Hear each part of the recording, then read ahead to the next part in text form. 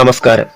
Thrilling stories by Mithun എന്ന YouTube ചാനലിലേക്ക് ഏവർക്കും സ്വാഗതം. ഞാൻ നിങ്ങളുടെ മിഥുൻ മോഹൻ. ഇന്ന് നമുക്കൊരു പുതിയ കഥ കേൾക്കാം. കഥയുടെ പേര് പിശാചിനി. രചന അവതരണം മിഥുൻ മോഹൻ. ഒരു പതിറ്റാണ്ട് മുൻപ് ജീവിച്ചിരുന്ന വടക്കൻ മലബാറിലെ പേരുകേട്ട ഇല്ലമാണ് പാലക്കൽ മന. അവിടെ പ്രതാപശാലികളായ നമ്പൂതിരിമാർ ജീവിച്ചിരുന്നു. അതിൽ ഏറ്റവും പ്രഗത്ഭനായ നമ്പൂതിരിയായിരുന്നു രുദ്രദേവൻ ഭട്ടതിരി. പേരുപോലെ തന്നെ സ്വഭാവവും. ദേഷ്യം വന്നാൽ എതിരാളിയുടെ സർവനാശം കണ്ടിട്ടേ അദ്ദേഹം പിന്മാറുള്ളൂ. കോപത്തിൽ ദുർവാസാവിന് തുല്യം. അവിടെ വേളി കഴിച്ച് കൊണ്ടുവന്നത് വടക്കേപ്പാട്ട് ഇല്ലത്തെ ഇപ്പോഴുള്ള ഉമാ അന്തർജനത്തെയാണ്. വടക്കേപ്പാട്ട് മനയിൽ അകന്ന ഒരു ബന്ധത്തിൽപ്പെട്ട ശങ്കരൻ നമ്പൂതിരി ഇല്ലം വാങ്ങി അവിടെ താമസമാക്കുകയായിരുന്നു. തെക്കേപ്പാട്ട് ഇല്ലം എല്ലാവരാലും ഉപേക്ഷിക്കപ്പെട്ട നിലയിലായിരുന്നു. അവിടുത്തെ ശങ്കരൻ നമ്പൂതിരിയുടെ കീർത്തി നാൾക്ക് നാൾ വർദ്ധിച്ചു വന്നു. ഇത് മനസ്സിലാക്കിയാണ് രുദ്രൻ അവിടെ നിന്ന് സംബന്ധം കൂടാൻ തീരുമാനിച്ചത്. യക്ഷഗന്ധർവ കിന്നരന്മാരെ വരെ വരച്ച വരയിൽ നിർത്താൻ രുദ്രന് കഴിയും. പക്ഷേ അയാൾക്ക് ഒരിക്കൽ പോലും ജയിക്കാൻ കഴിയില്ലെന്ന് കരുതിയ ശങ്കരൻ നമ്പൂതിരിയോടുള്ള പകയാണ് ഉമയെ വേളി കഴിക്കാൻ തീരുമാനിച്ചത്. സാധുവായ ഉമയുണ്ടോ ഇതറിയുന്നു. ഏതായാലും രുദ്രന്റെ ഉള്ളിലുള്ള രഹസ്യം ഇതായിരുന്നു: തനിക്ക് എങ്ങനെയും യക്ഷിയുമായി രമിക്കുക, അതിലൂടെ തനിക്ക് നിത്യയൗവനം ലഭിക്കുക. അതിന് അനുയോജ്യയായ യുവതിയെ കണ്ടെത്തണം. അവളിലൂടെ മാത്രമേ തനിക്ക് അതിന് സാധ്യമാകൂ. സാധാരണ യക്ഷിയെ കൊണ്ട് കഴിയില്ല. അത്രയും ശക്തി അവറ്റകൾക്കില്ല. അതിന് ഘോര പിശാചിനിയെ തന്നെ വരുത്തണം. അവൾക്ക് 100 കന്യകമാരെ ബലി കൊടുത്തേ തനിക്ക് അത് സാധ്യമാകൂ. ആയതുകൊണ്ട് ഉമയെ ആദ്യം യക്ഷിണിയാക്കുക. അതിനുശേഷം അവൾ മുഖാന്തിരം മറ്റു കന്യകമാരെ കണ്ടെത്തുക. ഹോമം തുടരുന്നതിനിടയിൽ രുദ്രന്റെ മനം ഇങ്ങനെ മൊഴിഞ്ഞു. മുൻപിൽ അർദ്ധനഗ്നയായ ഉമാ അന്തർജനം.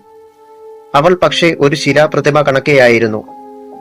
തന്റെ ജീവനിൽ പകുതി ഇപ്പോൾ ഒരു യക്ഷിണിയായി കൊണ്ടിരിക്കുന്ന കാര്യം അവളുണ്ടോ അറിയുന്നു.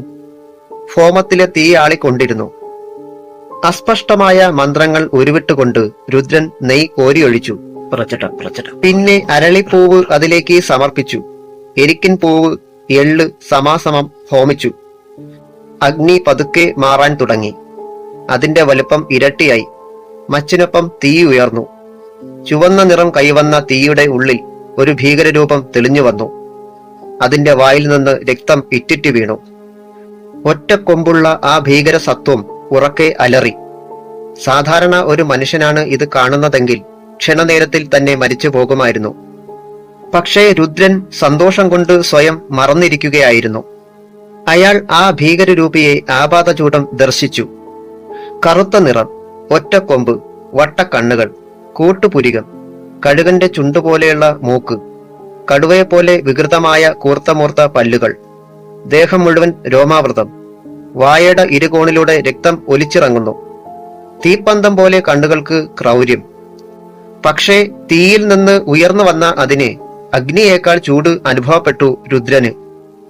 അയാൾ അല്പം ഉറക്കെ ആ രൂപത്തോട് പറഞ്ഞു: ഹേ രക്തപിശാചേ, നീ എനിക്കൊരു കാര്യം സാധിച്ചു തരണം. ആ ഭീകരൻ കൈകൾ കൂപ്പിക്കൊണ്ട് പറഞ്ഞു: മഹാമാന്ത്രിക, എന്നെ ഇവിടേക്ക് വിളിച്ചതിൽ എനിക്ക് അതിയായ സന്തോഷമുണ്ട്. പറയൂ, എന്താണ് എന്നിൽ നിന്ന് അങ്ങേക്കുള്ള സഹായം ആവശ്യമുള്ളത്? എന്നെ ഒരുപാട് നാളുകളായി ഒരു മാന്ത്രികനും വിളിക്കാൻ ധൈര്യപ്പെട്ടിട്ടില്ല. പക്ഷേ അങ്ങ് ധീരൻ തന്നെ. പറഞ്ഞാലും. ആ ഭീകര സത്വം പറഞ്ഞു നിർത്തി. സ്വന്തം കഴിവിൽ അഹങ്കരിക്കുന്ന ഏതൊരുവന്റെയും അന്ത്യവും ഭയാനകമായിരിക്കും. സ്വയം മറന്ന രുദ്രൻ ഇങ്ങനെ പറഞ്ഞു: എനിക്ക് 100 കന്യകമാരെ വേണം. അവരുടെ രക്തം കൊണ്ട് എനിക്ക് അതിഭയങ്കരിയായ പിശാചിനിയെ സൃഷ്ടിക്കണം. അതിനായി നിന്റെ ശക്തിയുടെ പകുതി എനിക്ക് നൽകണം. കാരണം അവളുടെ ശക്തിയെ ഉൾക്കൊള്ളാൻ എനിക്ക് ഒറ്റയ്ക്ക് കഴിയില്ല. നഗ്നപൂജയിലൂടെ എന്റെ അന്തർജനത്തെ ഇപ്പോൾ ഞാൻ പകുതി യക്ഷിണിയാക്കി കഴിഞ്ഞു. ഇവളിലൂടെ വേണം എനിക്ക് ശങ്കരൻ നമ്പൂതിരിയെ തോൽപ്പിക്കാൻ. ഇവിടെ ഒരു മഹാമാന്ത്രികൻ മതി. അത് ഈ രുദ്രദേവൻ മാത്രം. അയാൾ അട്ടഹസിച്ചു ചിരിച്ചു. ഇത് കേട്ട രക്തപിശാച് സ്വന്തം നാവ് നുണഞ്ഞുകൊണ്ട് അരുളി ചെയ്തു: അങ്ങയുടെ ആഗ്രഹം എന്താണോ അത് തന്നെ നടക്കട്ടെ. എന്നിട്ട് രക്തപിശാച് തന്റെ രൂപത്തിൽ നിന്ന് വിഘടിക്കുവാൻ തുടങ്ങി. അതൊരു പുകച്ചുരുളായി. തീയിൽ നിന്ന് വേർപെട്ട് ഇല്ലത്തിലെ പൂജാമുറിയിലെ വലിയ ജാലകത്തിലൂടെ പുറത്തേക്ക് അത് ഒഴുകി. സ്വബോധത്തിന്റെ അല്പം കണിക പോലും ഉമാ അന്തർജനത്തെ ഉണർത്തിയിരുന്നില്ല. പാതി മയക്കത്തിലായ അവളുടെ പൂമേനിയിലൂടെ വിയർപ്പ് ചാലിട്ടൊഴുകുന്നുണ്ടായിരുന്നു. അവളിലെ സ്ത്രീ സൗന്ദര്യം ആവോളം ആസ്വദിച്ചുകൊണ്ട് രുദ്രൻ അവളെ നോക്കിയിരുന്നു. നീണ്ടു വളർന്ന അളകഭാരം, പരന്ന നെറ്റിത്തടം, മഴവില്ല് പോലെ പുരികങ്ങൾ, തീക്ഷ്ണതയുള്ള കണ്ണുകൾ, നീണ്ട മൂക്ക്, റോസാദളങ്ങൾ ഒട്ടിച്ച പോലെയുള്ള അധരങ്ങൾ, ചുഴികൾ നിറഞ്ഞ കവിളുകൾ, ശംഖ് പോലുള്ള കഴുത്ത്, രണ്ട് ചെറിയ കുടങ്ങൾ പോലെ സ്തനങ്ങൾ, പൊക്കിൾ ചുഴി, എല്ലാം ഒഴിയുകയാണ് രുദ്രദേവൻ.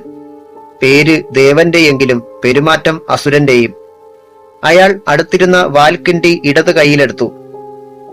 എന്നിട്ട് വലത് കൈയിലേക്ക് അതിലുള്ള ജലം കുറേശ്ശെ ഒഴിച്ചു. രുദ്രൻ മന്ത്രങ്ങൾ ഉരുവിടാൻ തുടങ്ങി. രക്തേശ്വരി പ്രചണ്ഡമാരുതേ ഹും ഫട്ട് സ്വാഹ.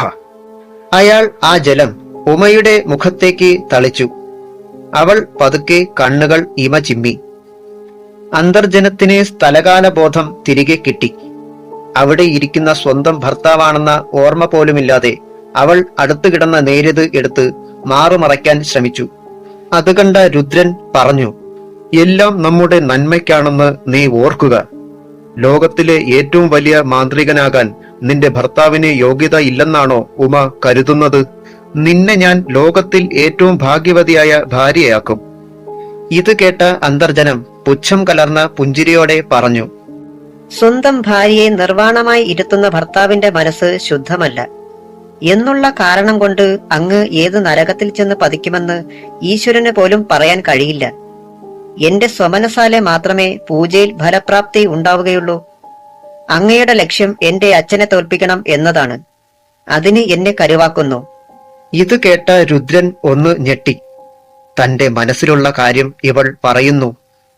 തന്നെയുമല്ല, പറയുന്ന സത്യം എങ്ങനെ മുഖത്ത് പ്രതിഫലിക്കാതിരിക്കാൻ രുദ്രൻ പരമാവധി ശ്രമിച്ചു.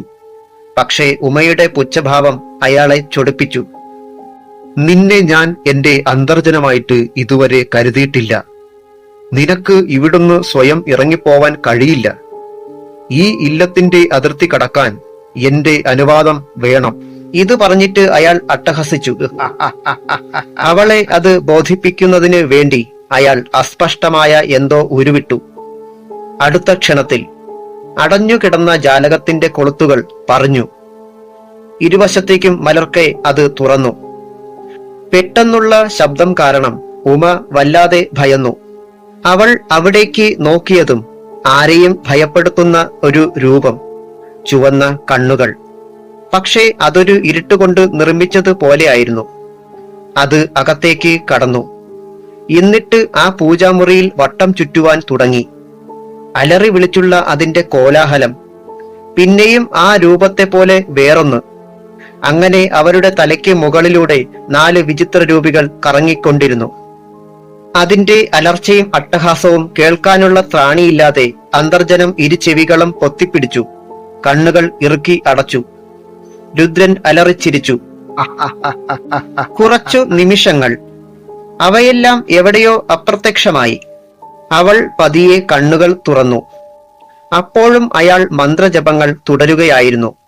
സ്വന്തം വിരലിൽ മുറിവുണ്ടാക്കി അതിൽ നിന്ന് ഒഴുകിയ രക്തം ഹോമത്തിൽ വീണുകൊണ്ടിരുന്നു. അയാളുടെ കണ്ണുകൾ ചുവന്ന് ഭയാനക രൂപം പൂണ്ടിരുന്നു. എന്നിട്ട് അയാൾ ഉറക്കെ പറഞ്ഞു, ഉമേ, നീ വാതിൽ തുറന്ന് നമ്മുടെ ഇല്ലത്തിന്റെ അതിർത്തി നോക്കൂ. അവിടെ നിനക്ക് കാണാം എന്റെ രക്ഷാമൂർത്തിയെ. അത് പറഞ്ഞതും വാതിൽ മലർക്കെ തുറന്നതും ഒപ്പമായിരുന്നു.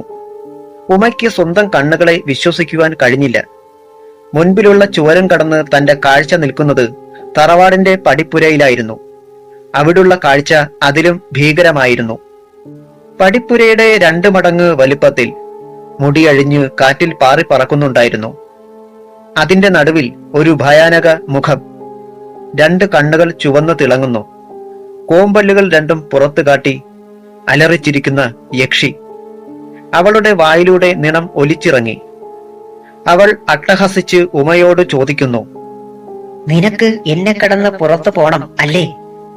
നീ ഈ പടിപ്പുരയുടെ അവസാന പടി കടക്കുന്ന നിമിഷം നിന്നെ പിച്ചി ചീന്തി വലിച്ചെറിയും ഞാൻ നിന്റെ തറവാട്ടിലേക്ക്. അത് കണ്ട് നിന്റെ അച്ഛൻ ഭയക്കും. യക്ഷിയുടെ വാക്കുകൾ കേട്ട് ഞെട്ടി വിറച്ചുപോയി ആ സാധു അന്തർജനം. മാന്ത്രികൻ പിന്നെയും മന്ത്രങ്ങൾ തുടർന്നു. പ്രജട പ്രജട ഘോര ഘോര വമ വമ ബന്ധ ബന്ധ ഖാദയ ഖാദയ അഘോരയ ഹും ഫട് സ്വാഹ. നിസ്സഹായ അവസ്ഥയോടെ ഉമ രുദ്രനെ നോക്കിയതേയുള്ളൂ. ഇനി തനിക്ക് രുദ്രന്റെ ആഗ്രഹം അനുസരിച്ച് മുന്നോട്ടു പോകാൻ കഴിയുകയുള്ളൂവെന്ന് തീർച്ചയാക്കിയ അവൾ കണ്ണുകൾ ഇറുക്കെ അടച്ചു. ഈശ്വരനെ പ്രാർത്ഥിക്കാൻ ശ്രമിച്ചു. പക്ഷേ കഴിയുന്നില്ല. അവൾ പിന്നെയും ശ്രമിച്ചു. മനസ്സിൽ ഒന്നും തെളിയുന്നില്ല. തികച്ചും അന്ധകാരം മാത്രം. ഏതോ കോണിൽ നിന്ന് കേൾക്കുന്ന പോലെ രുദ്രന്റെ ഇടിമുഴക്കം പോലെയുള്ള ശബ്ദം അവളെ പിന്നെയും കണ്ണ് തുറപ്പിച്ചു. അയാൾ ഇങ്ങനെ പറഞ്ഞു: നിനക്ക് ഒരു ഈശ്വരനെയും മനസ്സിൽ വരുത്തുവാൻ കഴിയില്ല. അവിടെയും ഞാൻ ബന്ധനത്തിലാക്കി കഴിഞ്ഞു. നീ ഇനി ഒരു പിശാചിനെ ആവാൻ അധികനാൾ വേണ്ട. വെറും 3 നാൾ കൂടി നിനക്ക് മനുഷ്യ സ്ത്രീയായി കഴിയാം. അതിനുശേഷം എന്റെ ആജ്ഞാനുവർത്തിയായ രക്തപിശാചിനെയായി നിനക്ക് വിഹരിക്കാം. പിന്നീട് നിന്റെ യഥാർത്ഥ രൂപം കാണുന്ന മാത്രയിൽ മനുഷ്യൻ ബോധരഹിതനാകും. നിന്റെ ലക്ഷ്യം ഇനി ഇത് മാത്രം: സ്വന്തം ഭർത്താവിന്റെ ഉയർച്ചയിൽ കാരണക്കാരിയായി എന്ന് അഭിമാനിക്കാം. അപ്പോഴും അവളൊരു പരിഹാസ ചിരിയിലൂടെ അയാളെ നോക്കുക മാത്രം ചെയ്തു. സുകുമാരൻ വളർന്നു. ഇപ്പോൾ ഒരു യുവാവായിരിക്കുന്നു. വർഷങ്ങൾക്ക് മുൻപ് തന്റെ അപ്പൂപ്പൻ പറഞ്ഞ കഥ അവൻ മറന്നിരുന്നു. അവനിപ്പോൾ സാഹിത്യത്തിൽ ഒരുപാട് പുരസ്കാരങ്ങൾ വാരിക്കൂട്ടിയ ഒരു കഥാകാരനാണ്. സ്വന്തം പേര് ചുരുക്കി അവൻ സുകുമാർ എഴീക്കോട് എന്നാക്കി. എന്നാലും അവൻ സമയം കിട്ടുമ്പോഴൊക്കെ ചിറ്റിലഞ്ചേരിയിലെത്താൻ അവൻ ശ്രമിക്കാറുണ്ട്. അതിന് പ്രത്യേകിച്ച് കാരണവുമുണ്ട്. അവിടെ അത്ര പ്രശസ്തമല്ലാത്ത ഒരു നായർ തറവാടുണ്ട്, പടിഞ്ഞാറ്റയിൽ. അവിടുത്തെ ഇളയ മകൾ സീമയുമായി സുകുമാരന് പ്രണയമുണ്ട്. അവൾക്ക് സുകുമാരനോട് ഒരുതരം ആരാധന കലർന്ന ഭാവമായിരുന്നു. അയാളുടെ ഓരോ കൃതിയും അവൾ കാത്തിരുന്നു. ഒറ്റ ഇരിപ്പിനെ എല്ലാം വായിച്ചു തീർക്കുമായിരുന്നു. ഏതായാലും അവധിക്കാലമെത്തി. അവളുടെ കോളേജ് വിദ്യാഭ്യാസം ആരംഭിക്കാൻ ഇനി 2 മാസം കൂടിയുണ്ട്. അത് കഴിഞ്ഞാൽ അവൾക്ക് അവനെ കാണാൻ അനുവാദം ഉണ്ടെന്ന് വരില്ല. അവളുടെ സഹോദരൻ പഠിക്കുന്ന കോളേജിലാണ് അവൾക്കും അഡ്മിഷൻ കിട്ടിയത്. അവളുടെ സഹോദരൻ സുകേശന് സുകുമാരനോട് അത്ര താല്പര്യമില്ല. ചെറുപ്പത്തിൽ സുകുമാരൻ അവനെ വഴിയിലിട്ട് തല്ലിയിട്ടുണ്ട്. അവൻ വഴിയിലിരുന്ന് കഞ്ചാവ് ബീഡി വലിച്ചത് സുകുമാരൻ ചോദ്യം ചെയ്തു.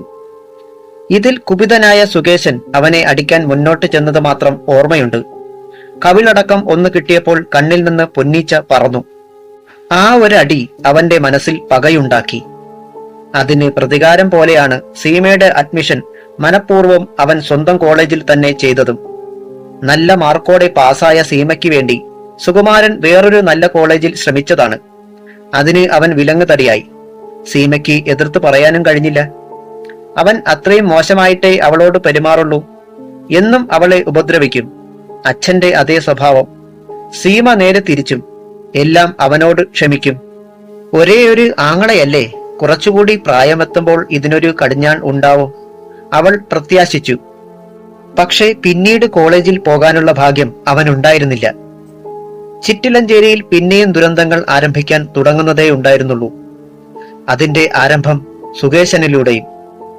അന്നൊരു വെള്ളിയാഴ്ച, കറുത്ത അമാവാസി ദിനം. വീട്ടിൽ നിന്ന് ഇറങ്ങുന്ന സമയത്ത് സുകേശനോട് ജയന്തി പറഞ്ഞു: മോനെ, ഇന്ന് അമാവാസിയാണ്, കൂടെ വെള്ളിയാഴ്ചയും. ഇന്നെങ്കിലും നേരത്തെ എത്തണേ. ഒന്നാമത് നീ വരുന്ന വഴിയിൽ നല്ല വെളിച്ചമില്ല. അവിടെ മുഴുവൻ കാടാ. 10 മണി വരെ കവലയിൽ ഇരിക്കാതെ ഇങ്ങ് പോരാൻ നോക്ക്. സുകേശൻ നിസ്സാരമാക്കിക്കൊണ്ട് ഇങ്ങനെ പറഞ്ഞു. എന്താ അമ്മേ, ഞാൻ കൊച്ചുകുട്ടിയാണോ ഇങ്ങനെയൊക്കെ പറയാൻ? ഒന്നുമില്ലെങ്കിലും ഞാനൊരു കോളേജ് സ്റ്റുഡന്റ് അല്ലേ.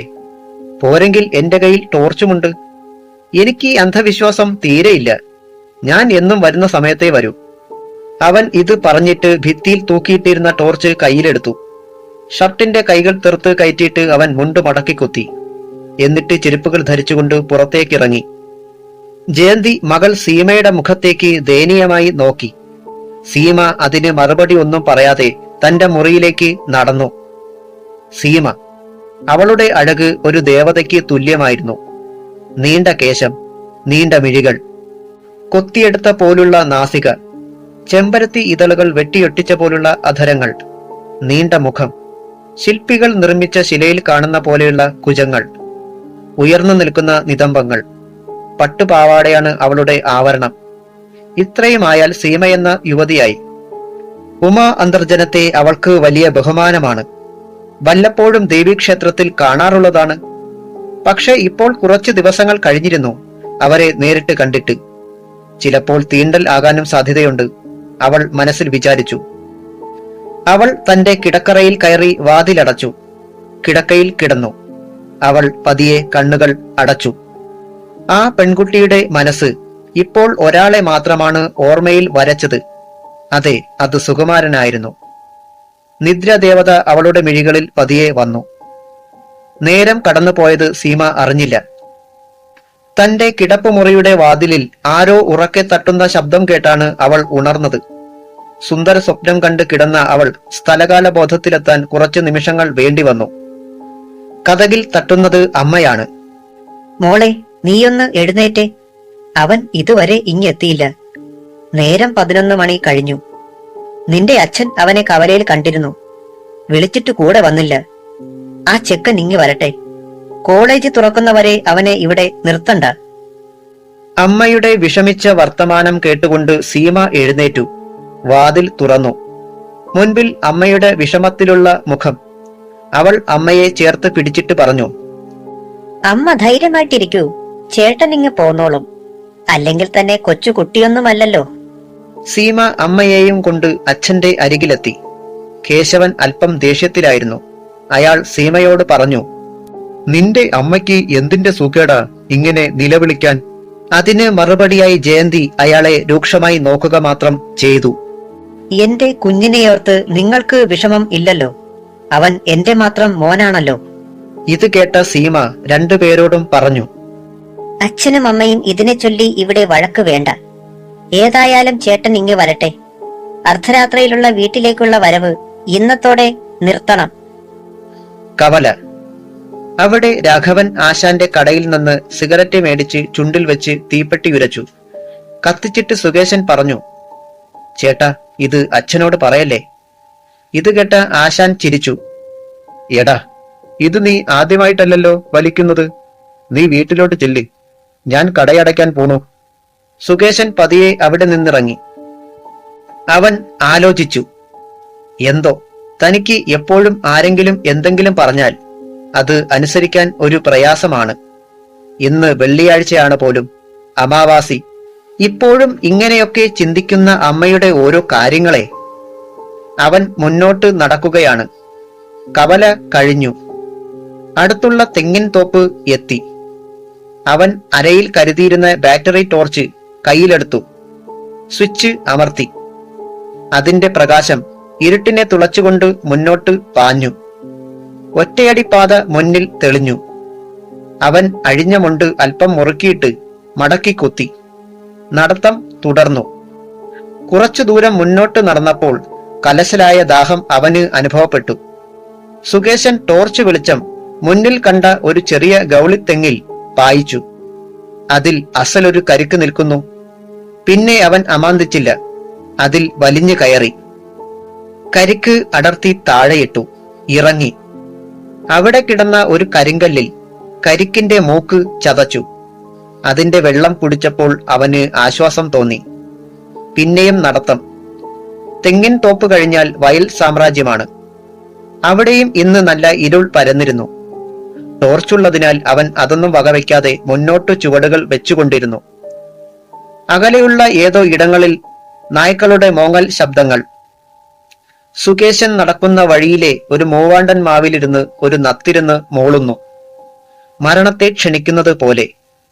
അവൻ വയൽ വരമ്പിൽ കയറി. എല്ലാ ദിവസവും നടക്കുന്ന വഴിയായതിനാൽ സുകേശൻ ഇതൊന്നും ശ്രദ്ധിച്ചതേയില്ല എന്നതാണ് സത്യം. ചീവീടുകൾ ചിലയ്ക്കുന്ന കാതടപ്പിക്കുന്ന ഒച്ച. ആകാശത്ത് കാർമേഘങ്ങൾ ഉരുണ്ടുകൂടുന്നത് അവൻ അറിഞ്ഞില്ല. പെട്ടെന്ന് അവിടെയൊരു വെള്ളിടി വെട്ടി. സുകേശൻ ഒന്ന് ഭയന്നു. അവൻ സ്വയം ചോദിച്ചു, ഇതുവരെ മഴക്കോള് ഇല്ലായിരുന്നല്ലോ, പിന്നെ എങ്ങനെയാണ് ഇടിവെട്ടുന്നത്? ആ, എന്തായാലും വേഗത്തിൽ നടക്കാം. ഇല്ലെങ്കിൽ മഴ പെയ്താലോ? അവൻ നടത്തത്തിന് വേഗത കൂട്ടി. വയൽ സാമ്രാജ്യം കടന്നു. ഇനിയുള്ളത് മരക്കൂട്ടങ്ങൾ നിറഞ്ഞ വഴിയിലൂടെയാണ്. അവിടെ ആ നേരത്ത് വരണമെങ്കിൽ അല്പം ധൈര്യമുള്ളവർക്കേ കഴിയൂ. അതിനാലാണ് എല്ലാവരും നേരത്തെ വീടുകളിൽ ചേക്കേറുന്നത്. അമ്മയുടെ വാക്കുകൾ ധിക്കരിച്ച സുകേശനുണ്ടോ അറിയുന്നു വഴിയിലുള്ള എന്താണ് തന്നെ കാത്തിരിക്കുന്നതെന്ന്. ടോർച്ചിലെ പ്രകാശം ഇരുട്ടിനെ തുളച്ചു. അവിടെ ഒറ്റയടി പാതയാണുള്ളത്. കഷ്ടിച്ച് ഒരാൾക്ക് നടക്കാൻ കഴിയും. വഴിയിൽ കരിയിലകൾ വീണിട്ടുണ്ടെങ്കിലും നടന്നു പോകാൻ ബുദ്ധിമുട്ടില്ല. സന്ധ്യ കഴിഞ്ഞാൽ പിന്നെ അവിടെ ഇരുട്ടുകൊണ്ട് മൂടും. എല്ലാവരും 8 മണിക്കകത്ത് വീട്ടിൽ എത്തിച്ചേരും. സുകേശൻ ഇന്ന് താമസിച്ചത് അമ്മയുടെ വാക്കുകളായിരുന്നു. അല്ല, കഴിഞ്ഞ ദിവസവും അവൻ താമസിച്ചു വന്നിരുന്നു. അമ്മ വിലക്കിയതിന് അതും ഒരു കാരണമാകാം. പെട്ടെന്ന് സുകേശന്റെ കാതുകളിൽ ഒരു പെൺകുട്ടി കരയുന്നത് പോലെ തോന്നി. അവൻ ടോർച്ച് അകലേക്ക് തെളിച്ചു. അതാ അവിടെയൊരു പെൺകുട്ടി. അവൻ വേഗത്തിൽ നടന്നു. വെളിച്ചം കൂടുതൽ അടുത്തപ്പോൾ കുട്ടിയിരുന്ന് തേങ്ങുന്നു. അവൾക്കിപ്പോൾ ഒരു യുവതിയുടെ രൂപമാണ്. മുടി അഴിഞ്ഞു കിടന്നു. ചുവന്ന പട്ടുപാവാടയും ബ്ലൗസുമാണ് അവളുടെ വേഷം. അവൻ ആ യുവതിയുടെ മുഖത്തേക്ക് ടോർച്ച് തെളിച്ചു. കരഞ്ഞു കലങ്ങിയ കണ്ണുകൾ, വലിയ സങ്കടമുള്ള ഭാവം, ചുണ്ടുകൾ വിതുമ്പുന്നു. സുകേശൻ അവളോട് ചോദിച്ചു, കുട്ടി എന്താ ഇവിടെ ഇരിക്കുന്നത്? ഒന്നാമത് ഇരുട്ട്, വല്ല ഇഴജന്തുക്കളും ഉള്ള സ്ഥലം. നിന്റെ ധൈര്യം അപാരം. കാര്യമെന്തായാലും എന്നോടുകൂടെ വരൂ, ഞാൻ കുട്ടിയുടെ വീട്ടിൽ ചെന്നാക്കാം. സുകേശൻ അവളുടെ നേരെ കൈ നീട്ടി. അവൾ അതിന് മറുപടി എന്നോണം മുകളിലേക്ക് കണ്ണുകൾ പായിച്ചു. അവിടേക്ക് നോക്കിയ സുകേശൻ ഞെട്ടി. കുടുക്കിട്ട കയർ. അവന് കാര്യം മനസ്സിലായി. അതാണ് കാര്യം. ഈ പെൺകൊച്ചിനെ മുൻപ് ഇവിടെങ്ങും കണ്ടിട്ടില്ല. പക്ഷേ നല്ല മുഖപരിചയവും. അവൻ അവളോട് സംശയം തീരാൻ പിന്നെയും ചോദിച്ചു, കുട്ടി എന്ത് അവിവേകമാണ് ഈ കാണിച്ചത്? എന്തായാലും ഒന്നും പറ്റിയില്ലല്ലോ. വരൂ, ഞാൻ നിന്നെ സഹായിക്കാം. പോരൂ. അവൻ അവളുടെ കൈക്ക് പിടിച്ചു. അവളുടെ കൈകൾക്ക് നല്ല തണുപ്പായിരുന്നു. അവളും അവന്റെ കൈക്ക് പിടിച്ചു. പതുക്കെ എഴുന്നേറ്റു. യുവതിയെ മുന്നോട്ട് നടത്തി. അവർ നടത്തയാരംഭിച്ചു. കുറച്ചകലെ നായ്ക്കളുടെ മോങ്ങൽ ഒരുപാട് വലിയ ശബ്ദത്തിൽ ഉയർന്നു കേട്ടു. ഇരുവരും നടത്തം തുടരുകയാണ്. ടോർച്ചിന്റെ വെളിച്ചത്തിന് ഇപ്പോൾ പഴയ ശക്തിയില്ല. അവൻ അവളോട് പറഞ്ഞു, കുട്ടി ഒന്ന് നിൽക്കൂ, ഞാൻ ഈ ടോർച്ചൊന്ന് നോക്കട്ടെ. വെളിച്ചം കുറഞ്ഞ പോലെ. അവൾ പതിയെ അതിന് മറുപടി പറഞ്ഞു, സാരമില്ല, എന്തായാലും കാണാമല്ലോ. എനിക്ക് കുഴപ്പമില്ല, വന്നോളൂ, ചെന്നിട്ട് ശരിയാക്കാം. എന്നിട്ട് അവൾ മുന്നോട്ട് ചുവടുകൾ വെച്ചു. സുകേശൻ പിന്നെ ഒന്നും പറഞ്ഞില്ല. അവളെ അവൻ അനുധാവനം ചെയ്തു.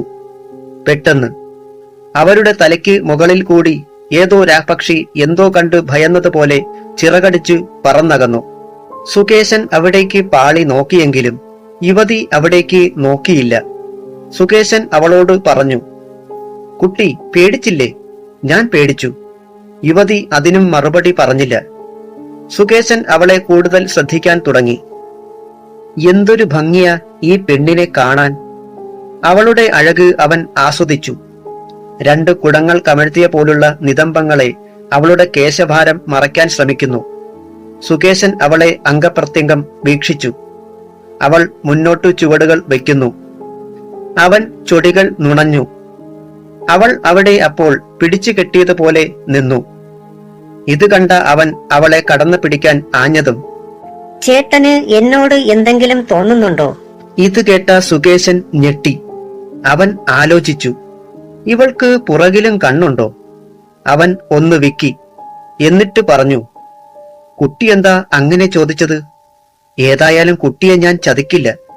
ഇവിടെ ആരുമില്ല. കുട്ടി സഹകരിക്കുമെങ്കിൽ. അവളുടെ ഭാവം മാറുന്നത് അവൻ അറിയുന്നില്ല.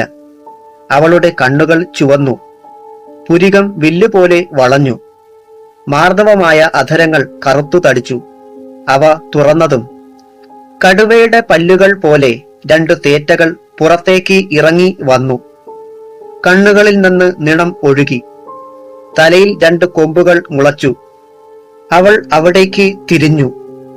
സുകേശൻ ഭയാനകമായി ഞെട്ടി വിറച്ചു. അവൾ മുരളും പോലെ പറഞ്ഞു. എന്നെ ഇതുപോലെ പണ്ട് ഒരുത്തൻ പറഞ്ഞു പറ്റിച്ചു. എന്നിട്ട് എന്റെ ജീവൻ അവനെടുത്തു. സ്വന്തം കുഞ്ഞിനെ പോലും അവൻ കൊന്നു എന്നോടൊപ്പം കെട്ടിത്തൂക്കി. എല്ലാവരും കരുതി ഞാൻ ആത്മഹത്യ ചെയ്തെന്ന്. അത് ആരാണെന്ന് അറിയാമോ? നിന്റെ അച്ഛൻ. അവനെയാണ് ഞാൻ കാത്തിരുന്നത്. പക്ഷേ കിട്ടിയത് നിന്നെ. വിടില്ല ഞാൻ ഒന്നിനെയും. ഇപ്പോൾ എനിക്കൊരു ശരീരം കിട്ടി. അത് മറ്റാരുടെയുമല്ല, ഉമാ അന്തർജനത്തിന്റെ. എന്നെ സ്വതന്ത്രയാക്കിയത് രുദ്രൻ തിരുമേനിയാണ്. എനിക്ക് അദ്ദേഹത്തെ ധിക്കരിക്കാൻ വയ്യ. നിന്റെ നിണം മാത്രം മതി എനിക്ക്. നിന്റെ അച്ഛനെ എനിക്ക് കൊല്ലാൻ കഴിഞ്ഞില്ല. പകരം നീ. ഏതായാലും എന്റെ പ്രതികാരം തീർക്കാൻ ഇനിയും സമയമുണ്ട്. ഇതും കൂടി കേട്ടോളൂ.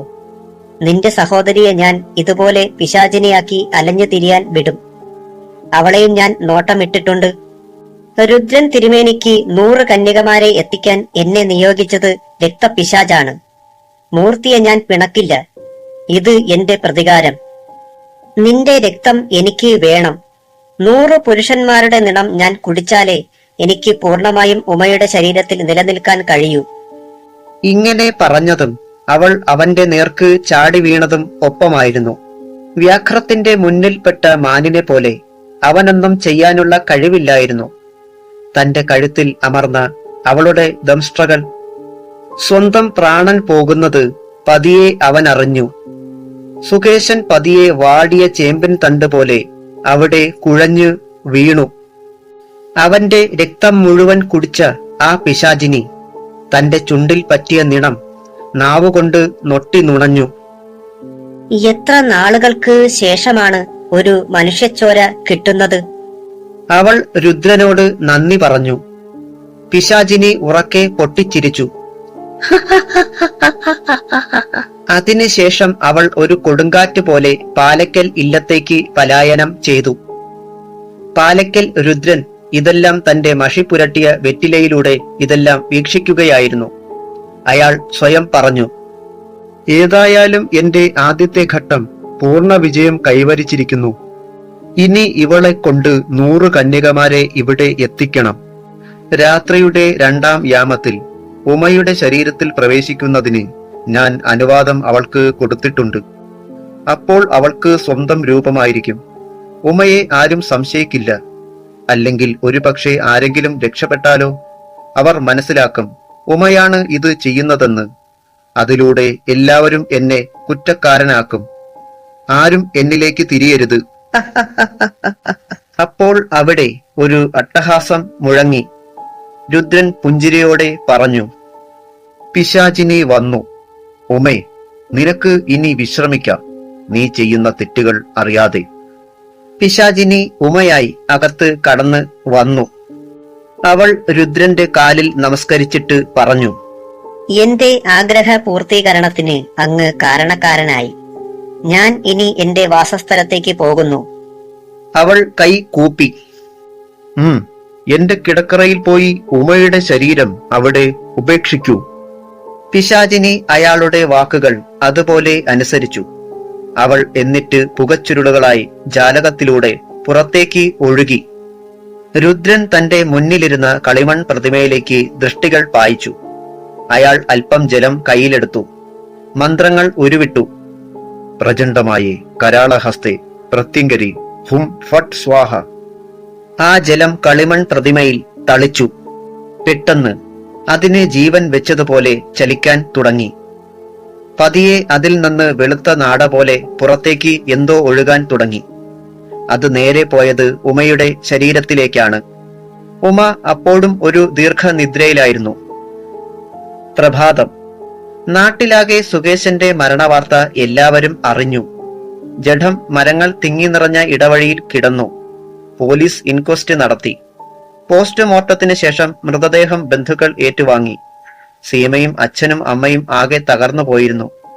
സുകുമാരൻ സുകേശന്റെ വേർപാട് അറിഞ്ഞ് ദുഃഖിച്ചു. അവൻ അവിടെ എത്തിച്ചേർന്നു. എല്ലാവരെയും ആശ്വസിപ്പിച്ചു. പാലക്കലെ മാന്ത്രികനായ രുദ്രനും ഉമയും ചടങ്ങുകളിൽ പങ്കുകൊള്ളുകയും സീമയെയും മാതാപിതാക്കളെയും സാന്ത്വനിപ്പിക്കുകയും ചെയ്തു. ഉമയ്ക്ക് പക്ഷേ ഇതൊക്കെ കുറേശ്ശെ മനസ്സിലാവുന്നുണ്ടായിരുന്നു. ഇതിനെല്ലാം ഉത്തരവാദി തന്റെ ഭർത്താവാണെന്ന്. പക്ഷേ അവൾക്ക് നാവിൽ അക്കാര്യം ബന്ധനത്തിലായതിനാൽ ഒരക്ഷരം ഉരിയാടാൻ കഴിയില്ല. വേറെന്തും സംസാരിക്കാം, പക്ഷേ ഇതിന് മാത്രം നാവിൽ കെട്ട്. പക്ഷേ സുകുമാരൻ ഉമയെ ശ്രദ്ധിക്കുന്നുണ്ടായിരുന്നു. അവന്റെ മനസ്സ് മന്ത്രിച്ചു. ഉമയ്ക്ക് എന്നോട് എന്തോ പറയാനുള്ളതുപോലെ. അവർക്ക് ഇതിൽ ദുഃഖമുണ്ട്. ഇതിന്റെയൊക്കെ പിന്നിൽ ഇയാളാണോ, ഈ രുദ്രൻ?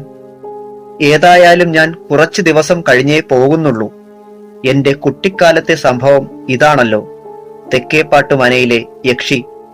പക്ഷേ അവളെ നശിപ്പിച്ചു. ഇപ്പോഴും അതേ രീതിയിൽ മരണപ്പെട്ട സുകേശൻ. ഏതായാലും ഞാനിത് കണ്ടെത്തും, അവൻ പ്രതിജ്ഞ ചെയ്തു. ദിവസങ്ങളും മാസങ്ങളും കടന്നു പൊയ്ക്കൊണ്ടിരുന്നു. അവിടുള്ള യുവതീ യുവാക്കളെ പലരെയും കാണാതാവുകയോ മരണപ്പെട്ടോ കൊണ്ടിരുന്നു. പോലീസും നാട്ടുകാരും പൊറുതിമുട്ടി. അവരുണ്ടോ അറിയുന്നു ഇതിന്റെയൊക്കെ പിന്നിൽ പിശാചിനിയുടെ കരങ്ങളാണെന്ന്. സുകുമാരൻ പക്ഷേ ഇതിന്റെയൊക്കെ ഉത്തരം കണ്ടെത്തി ഒരു നാൾ. പക്ഷേ തെളിവ് ഇല്ല. പോലീസിൽ പറഞ്ഞാലും തനിക്ക് തെളിയിക്കാൻ കഴിയില്ല. തന്റെ കണ്ണുകളെ വിശ്വസിപ്പിക്കാൻ കഴിയാത്ത കാഴ്ചയല്ലേ അന്ന് കണ്ടത്, താൻ കേട്ടത്. യാദർശികമായി സീമയെ കാണാൻ പോകുന്ന വഴിയിൽ കൂടി മുന്നോട്ടു പോയപ്പോൾ മുൻപിലൊരു സ്ത്രീ നടക്കുന്നു. തന്റെ പ്രാണപ്രയസിയെ ഏത് ഇരുട്ടിൽ കണ്ടാലും തിരിച്ചറിയുന്ന അവന് ആ രൂപത്തിനെ കണ്ടപ്പോൾ തന്നെ അത് വേറേതോ പെണ്ണാണെന്ന് മനസ്സിലായി. അവൻ അതിനെ പിന്തുടർന്നു. ഏതായാലും പോകുന്നവൾ ചില്ലറക്കാരിയല്ല. കയ്യിലൊരു ടോർച്ച് പോലുമില്ലാതെ ഇരുട്ടിലൂടെ ഇങ്ങനെ നടക്കുന്നവൾ മനുഷ്യസ്ത്രീ അല്ല. അവൻ തീർച്ചയാക്കി. അവൾ പെട്ടെന്ന് നിന്നു. ആരോ തന്നെ പിന്തുടരുന്നു എന്ന് മനസ്സിലാക്കിയത് പോലെ.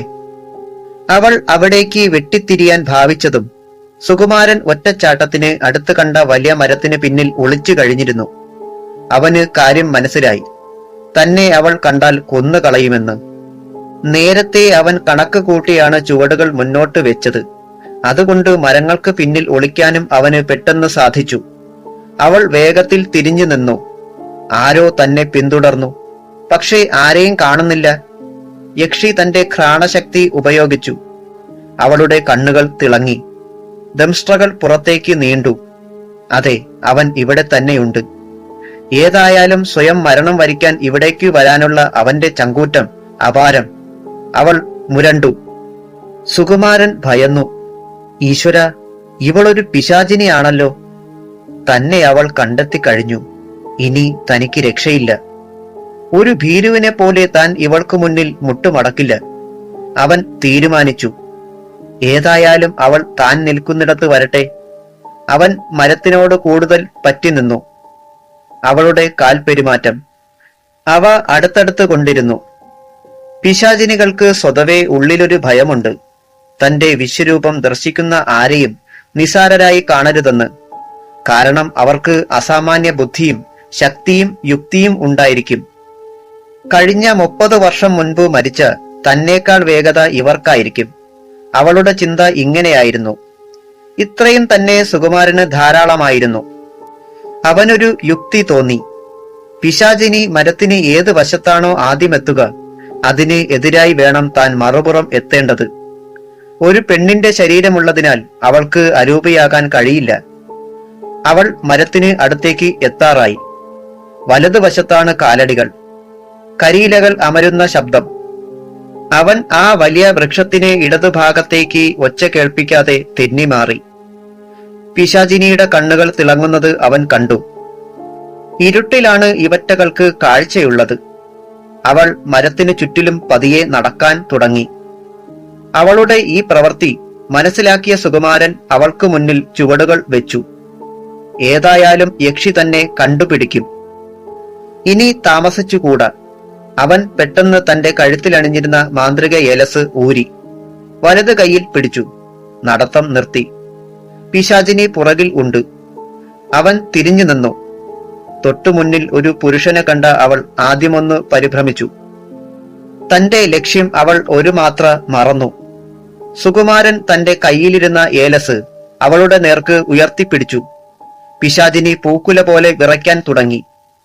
ഏലസിൽ നിന്ന് പുറപ്പെട്ട പ്രകാശത്തെ അവൾക്ക് നേരിടാൻ കഴിഞ്ഞില്ല. അവൾ പറഞ്ഞു, ആ ഏലസ് ഒന്ന് മാറ്റിപ്പിടിക്കൂ, എന്റെ ശക്തി കുറയുന്നത് പോലെ. ദയവ് ചെയ്ത് എന്നെ പോകാൻ അനുവദിക്കൂ.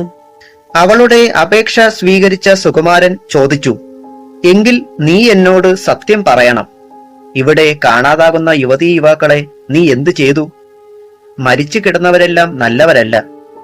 ഒരു കണക്കിന് നീ കൊന്നതുകൊണ്ട് പല പെൺകുട്ടികളും രക്ഷപ്പെട്ടു. അതിന് നിന്നോട് എനിക്ക് ബഹുമാനമുണ്ട്. നീ കൊല്ലുന്നവരെല്ലാം ജീവിതത്തിൽ നല്ലവരല്ലായിരുന്നു. ഏതായാലും നീ എന്നെ കൊല്ലില്ലെന്ന് അറിയാം. പക്ഷേ നിന്റെ രഹസ്യമറിയുന്ന എന്നെ വെറുതെ വിട്ടാൽ ഇതിന് നിയോഗിച്ചവർ നിന്നെ ഭസ്മീകരിക്കും. അതുകൊണ്ട് നീ എന്നെ കൊല്ലുന്ന പോലെ കാണിക്കൂ. എങ്കിലേ നിനക്ക് രക്ഷയുള്ളൂ. അയാളുടെ ശ്രദ്ധ മാറുമ്പോൾ ഞാൻ ഇവിടുന്ന് മാറിക്കോളാം. സുകുമാരൻ ഏലസ് അവളുടെ നേർക്ക് നിന്ന് മാറ്റി. അവൾ ആശ്വാസം പൂണ്ടു. പതിയെ പിശാചിനി കാര്യങ്ങൾ പറയാൻ തുടങ്ങി. ഉമയുടെ ശരീരത്തിൽ പ്രവേശനം നടത്തിച്ച് എന്നെ കൊണ്ട് ഇങ്ങനെയുള്ള ദുഷ്പ്രവർത്തികൾ ചെയ്യിക്കുന്നത് രുദ്രനാണ്. ഇത് കേട്ട സുകുമാരൻ പറഞ്ഞു, ഏതായാലും എന്റെ മാന്ത്രിക ഏലസിന്റെ ശക്തി കൊണ്ട് അവന് ഈ മരത്തിന് പിന്നിലുള്ള നമ്മുടെ വർത്തമാനം കേൾക്കാൻ കഴിയില്ല. ഏതായാലും എനിക്ക് തോന്നിയത് തന്നെ നീ പറഞ്ഞതും. രുദ്രന്റെ മരണം നിന്റെ കൈകൊണ്ട് ആയിരിക്കണം. അതിന് നിന്നെ ഞാൻ സഹായിക്കാം. ഇത് കേട്ട പിശാചിനി ഞെട്ടിപ്പോയി. സുകുമാരൻ പിന്നെയും തുടർന്നു, അതെ, നീ അവനറിയാതെ ഉമയിൽ പ്രവേശിക്കുക. അതിനുശേഷം നിലവറയിൽ കടക്കുക. ഒരു പിശാചിനിക്ക് അതിന് കഴിയൂ. അവിടെ ചെല്ലുമ്പോൾ ഒരു വാതിൽ കാണും. അത് തുറക്കുക. അതിനുള്ളിൽ തിരികൾ ഇട്ട 7 നിലവിളക്കുകൾ കാണും. അതിലെ ഓരോ തിരികളും കെടുത്തുക. ഇതിനുശേഷം നീ പുറത്തിറങ്ങുക. എന്നിട്ട് ഉമയിൽ നിന്ന് വേർപെട്ട് എത്രയും വേഗത്തിൽ ശങ്കരൻ നമ്പൂതിരിയുടെ ഇല്ലത്തെത്തുക. അല്ലെങ്കിൽ നിനക്ക് ആപത്ത് സംഭവിക്കും. അദ്ദേഹം അതിനുശേഷം വേണ്ടത് നിന്നോട് നിർദ്ദേശിക്കും. ഇനി നിനക്കറിയാത്ത ഒരു കാര്യം കൂടി പറയാം. ഞാനും ഒരു മാന്ത്രികനാണ്. എന്റെ ഗുരുവാണ് ശങ്കരൻ നമ്പൂതിരി. രുദ്രനോട് എനിക്കും ചില കണക്കുകൾ തീർക്കാനുണ്ട്. എന്റെ സഹോദരിയുടെ മരണത്തിന് അവനാണ് ഉത്തരവാദി. അവന്റെ അപാര മാന്ത്രിക ശക്തി എന്റെ അറിവിനേക്കാൾ എത്രയോ മടങ്ങാണ്. അതിനാലാണ് എനിക്ക് ആ സത്യം മനസ്സിലാകാതെ പോയത്. എന്റെ കൂട്ടുകാരനായ അവൻ പിന്നീട് എന്നിൽ നിന്ന് ഒരുപാട് അകന്നു. അപ്പോഴും അവന് ഞാൻ സംശയിച്ചില്ല. ഇപ്പോഴുള്ള ഈ മരണങ്ങൾ എന്റെ സംശയം സ്ഥിരീകരിച്ചു. ഏതായാലും നിന്നിലൂടെ അവനെ ഈ ഭൂമിയിൽ നിന്ന് ഞാൻ പറഞ്ഞയക്കും. അവന്റെ ഏറ്റവും വലിയ ലക്ഷ്യം എന്താണെന്ന് നിനക്കറിയാമോ? ഇതിന് അവൾ മറുപടി പറഞ്ഞു, ഞാൻ അങ്ങ് പറയുന്ന പോലെ ചെയ്യാം. ഇതുവരെ 99 ബലികൾ നടന്നു കഴിഞ്ഞു. 100ാമത്തെ ബലിയായി കണ്ടെത്തിയവളാണ് സീമ. അത് കേട്ട് സുകുമാരൻ ഞെട്ടി. സ്വന്തം സഹോദരിയെ തന്നെ അവന്റെ അമ്മയിൽ തന്നെ ജനിച്ചു മറ്റൊരു സ്ത്രീയുടെ തണലിൽ വളർന്ന തന്റെ സീമ.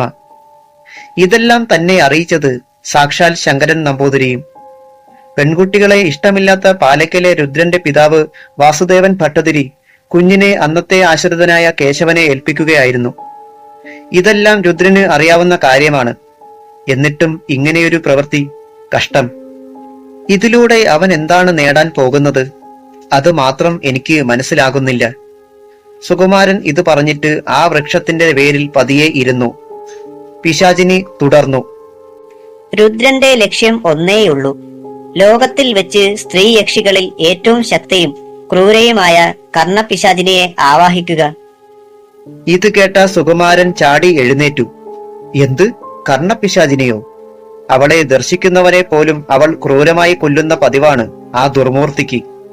അവൾ ഒരിക്കലും അവതരിക്കരുത്. പാതാളത്തിൽ കഴിയുന്ന അവൾക്ക് ഭൂമിയുടെ ഉപരിതലത്തിൽ വരണമെങ്കിൽ ലക്ഷോപലക്ഷം മന്ത്രജപവും മുറ തെറ്റാതെയുള്ള ബലിയും ആവശ്യമാണ്. ബ്രഹ്മചര്യമുള്ളവനെ അത് സാധിക്കൂ. ഇനിയൊരു ബലി കൂടി എനിക്ക് വിശ്വസിക്കുവാൻ കഴിയില്ല. അതും സ്വന്തം സഹോദരിയെ ബലി കൊടുത്തു. അതുകൊണ്ട് ആ ദുർമൂർത്തി അവനെ അനുഗ്രഹം കൊണ്ട് ചൊരിയും. പാടില്ല, അത് പാടില്ല. നിനക്ക് എന്തെങ്കിലും ഇനി പ്രവർത്തിക്കാൻ കഴിയൂ. എന്നെ ആക്രമിക്കൂ. സുകുമാരൻ ആജ്ഞാപിച്ചതും അവൾ അവനെ പ്രഹരിച്ചതും ഒരുമിച്ചായിരുന്നു. അവൻ അപ്പുറത്തേക്ക് തെറിച്ചുപോയി. അവൾ അവന്റെ കഴുത്തിൽ തന്റെ തേറ്റകൾ കൊണ്ട് വന്നു. അവളുടെ കേശഭാരം അവിടെ മറച്ചു. യക്ഷിയുടെ പല്ലുകൾ അവന്റെ കഴുത്തിന് നേരെ വന്നതും രുദ്രൻ അട്ടഹസിച്ചു. അയാൾ വെറ്റില രണ്ടായി കീറി മുറിച്ചു. അവൾ മിക്കവാറും നിന്നെ ഏതെങ്കിലും ചതുപ്പിൽ താഴ്ത്തും. അയാളുടെ അട്ടഹാസം. ആ ഇല്ലമാകെ വിറകൊള്ളിച്ചു. മതി അഭിനയിച്ചത്, എഴുന്നേറ്റോളൂ. പിശാചിനി പതിയെ സുകുമാരനോട് മന്ത്രിച്ചു. അയാൾ പതിയെ എഴുന്നേറ്റു. അവളെ നന്ദിയോടെ നോക്കിയിട്ട് പറഞ്ഞു, നീ നന്മയുള്ളവളാണ്. ഏതായാലും നിനക്ക് ഞാൻ മോക്ഷം നൽകിയിരിക്കും. പിശാചിനി കുറച്ചു നേരം കൂടി അവിടെ നിന്നിട്ട് പാലയ്ക്കലേക്ക് മടങ്ങി. സുകുമാരൻ തയ്യാറെടുക്കുകയാണ്. പാലക്കൽ മാന്ത്രികന്റെ അവസാനം കാണുക. ഈ ചിറ്റിലഞ്ചേരിയിലെ ജനങ്ങൾക്ക് ഒരിക്കലും ഇനിയൊരു ദുരന്തം ഉണ്ടാവാതെ നോക്കേണ്ടത് താനാണ്. അവൻ മനസ്സിൽ കുറിച്ചിട്ടു. രുദ്രൻ തന്റെ 7 വിളക്കുകളും ശോഭയോടെ എരിയുന്നത് അഭിമാനത്തോടെ വീക്ഷിച്ചു. ഒരു കാറ്റിനും കടന്നു വരാൻ ധൈര്യമില്ലാത്ത നിലവറ. ഒരു പിശാചിനിക്കും അറിയില്ല ഇതിന്റെ രഹസ്യം. അവർക്ക് മാത്രമേ ഇവിടെ പ്രവേശനമുള്ളൂ. താനല്ല വേറെ ഏതൊരു മനുഷ്യൻ പ്രവേശിച്ചാലും തന്റെ ദുർമൂർത്തികൾ അവനെയോ അവളെയോ കടിച്ചു കീറും. അയാൾ വാതിലുകൾ അടച്ചു. തന്റെ പൂജാമുറിയിലേക്ക് നടന്നു. അവിടം ഇപ്പോൾ പ്രകാശം കൊണ്ട് പകൽ പോലെ ആയിരിക്കുന്നു. തറയിൽ പുൽപ്പായയിൽ കിടക്കുകയാണ് സീമ. അവൾക്ക് ബോധമില്ല. നഗ്നമായ ദേഹത്ത് അരളിപ്പൂക്കൾ ചിതറിക്കിടന്നു. അവളുടെ നഗ്നത ആസ്വദിച്ച അയാൾ തന്റെ കർമ്മത്തിലോട്ട് കടന്നു. ഹോമം തെളിഞ്ഞു. കാട്ടരിക്കിൻ പൂവ്, അരളി, നെയ്യ് ഇവയെല്ലാം മന്ത്രാക്ഷരികളോടെ ഹോമത്തിലേക്ക് സമർപ്പിക്കപ്പെട്ടു. ഇതെല്ലാം വീക്ഷണം നടത്തിയ പിശാചിനി ഉമയുടെ ശരീരത്തിൽ പ്രവേശിച്ചു. അവൾ പതിയെ എഴുന്നേറ്റ് നിലവറയുടെ നേർക്ക് നടന്നു. രുദ്രൻ തന്റെ മുന്നിലുള്ള ഹോമത്തിൽ ഒട്ടുമുക്കാലും സമർപ്പിച്ച് കഴിഞ്ഞിരുന്നു. മന്ത്രങ്ങൾ അവിടമാകെ മുഴങ്ങി. പിശാചിനി നിലവറയിൽ പ്രവേശിച്ചു. അവൾ ആദ്യം കണ്ട വിളക്കിലെ തിരി ഊതിക്കെടുത്തി. അങ്ങനെ എല്ലാം അവൾ നിമിഷനേരം കൊണ്ട് കെടുത്തി. രുദ്രന്റെ നാവുകൾ കുഴയുന്ന പോലൊരു തോന്നൽ. കൈകൾ തളരുന്നു. അപ്പോഴേക്കും പിശാചിനി ശങ്കരൻ നമ്പൂതിരിയുടെ അടുത്തെത്തിയിരുന്നു. രുദ്രൻ പതിയെ മന്ത്രം മനസ്സിൽ ഉരുവിടാൻ തുടങ്ങി. ഏതായാലും ആരോ എന്നെ ചതിച്ചതാണ്. ഇതൊന്ന് കഴിയട്ടെ, അവർക്കുള്ള ശിക്ഷ പിന്നീട്. അവൻ പതിയെ എഴുന്നേറ്റു. പൂജിച്ചു വെച്ചിരുന്ന വാൾ കയ്യിലെടുത്തു. കണ്ണിൽ വെച്ച് പ്രാർത്ഥിച്ച് അവൻ സീമയുടെ അടുക്കലേക്ക് നീങ്ങി. അവൾക്ക് അപ്പോഴും ബോധമില്ലായിരുന്നു. രുദ്രൻ അട്ടഹാസത്തോടെ വാൾ വീശിയതും ഭയാനകമായ അലർച്ച ഉയർന്നതും ഒരുമിച്ചായിരുന്നു. സുകുമാരൻ അവിടേക്ക് കുതിക്കുകയായിരുന്നു. ഇനി ഒരു നിമിഷം വൈകിക്കൂടുന്ന സത്യം അവന് തീർച്ചയായിരുന്നു. അവൻ ഇപ്പോൾ ഒരു ഭയാനക അലർച്ച കേട്ടു. സുകുമാരൻ കൂടുതൽ ഭയന്നു. രുദ്രൻ ഒന്നുകൂടെ തന്റെ ഇടത് നെഞ്ചിലേക്ക് നോക്കി. അയാൾക്ക് വിശ്വസിക്കാൻ കഴിഞ്ഞില്ല. അവിടെ എന്തോ തിളങ്ങുന്നു. ചോര ചീറ്റിത്തെറിച്ച് ചുവരിൽ പരന്നിട്ടുണ്ട്. തിളങ്ങിയ അത് മുന്നോട്ട് പിന്നെയും തെളിഞ്ഞു. തന്റെ നെഞ്ചിൽ തറച്ചിരുന്നത് വാളായിരുന്നു എന്ന സത്യം അയാൾ തിരിച്ചറിയാൻ നിമിഷങ്ങൾ വേണ്ടി വന്നില്ല. തന്റെ കയ്യിലെ വാൾ ദൂരെ തെറിച്ചു കിടക്കുന്നു. പതിയെ അയാൾ പുറകിലേക്ക് തല തിരിച്ചു. അവിടെ പിശാചിനി നിൽക്കുന്നു. അയാൾ അവിശ്വസനീയമായി അവളെ നോക്കി. അവൾ പുച്ഛം കലർന്ന ചിരിയോടെ പറഞ്ഞു, ഇത്രയും കാലം നിനക്ക് ഞാൻ കൂട്ടുനിന്നത് നീ എന്നെ മോചിപ്പിച്ചത് കൊണ്ട് മാത്രമാണ്. പക്ഷേ എന്റെ മനസ്സ് നിനക്കൊപ്പമല്ലായിരുന്നു.